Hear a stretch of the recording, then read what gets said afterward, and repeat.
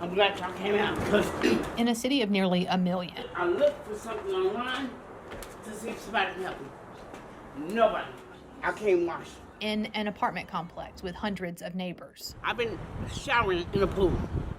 I need my story to be heard. It didn't take much to feel showering in the pool. Alone. Cold water. Take soap and towels of it. That's not right. Exposed. It's embarrassing, very. Stripped of dignity. Very.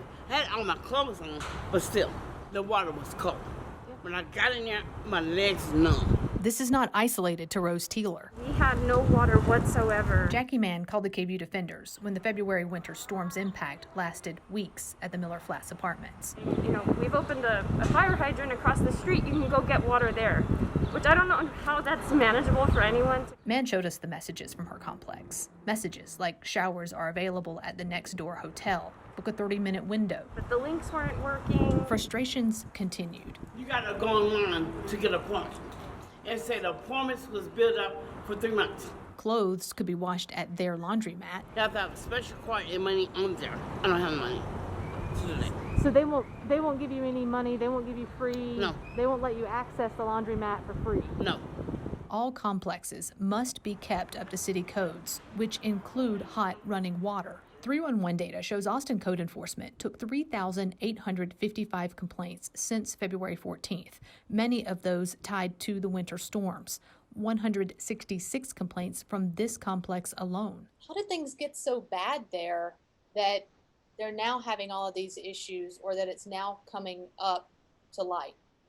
You know, Eric, I wish I had an answer for that. I don't. I mean, this unprecedented weather event, it left immense damage in its wake throughout the state. Violation reports taken from February 23rd to March 24th for Miller Flats show issues such as mold-like substances, rats, and general structure maintenance. There are other structures in that area built relatively the same time that perhaps didn't have the same issues. If an apartment owner does not fix damages, the city can force fines or shut a place down. But what I can tell you is that we strive for voluntary compliance.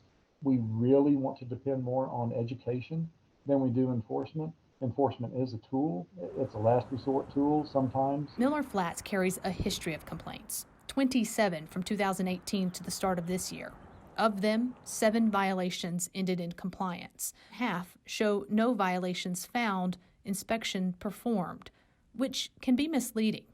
It's frustrating and infuriating. Gabby Garcia runs the nonprofit organization Building and Strengthening Tenant Action, which helps tenants have power in numbers. She says these reports to the city do not reflect the true count of complaints. And a lot of people don't even use code, like they don't even know that that's something that they can do when there are these situations.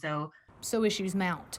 She said those no violations found happen if the person who made the report doesn't let the inspector in to see the damage. An inspector will try 3 times. It's crazy. Taylor Lanhart is engaged to Rose's son. They opened their South Austin home to Rose until they couldn't. But unfortunately, we were in the same predicament. During this interview, the manager at Miller Flats showed up. Hello, my name's Sean. I'm the regional manager. Oh, I'm hey, going to Sean. ask you to please leave our property. This is private property. Oh, but I was an invited guest. Okay, I'm going to have to call APD if you don't leave our property. Okay, I'll leave. Thank you. But sir, do you mind telling me when people's I don't consent to be recorded. Thank you. Here, I'll put it back on me. Sir. The complex manager would not talk with us. Sir. We noticed he was on the phone, ignoring us, refusing to answer any questions, refusing to say when issues would be fixed, refusing accountability. Sir, just quick question.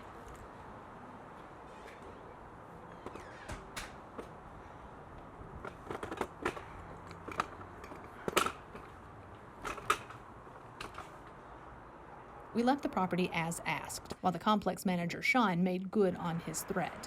The police told us to stay on the sidewalk, so we did. But problems remain. Heading into April, City 311 records show inspectors have at least 118 open cases here. For 3 weeks, we tried talking with Miller Flats. For 3 weeks, in person, by phone, through email. For 3 weeks, they refused to respond. So these people need to be accountable for what they do. This is not right.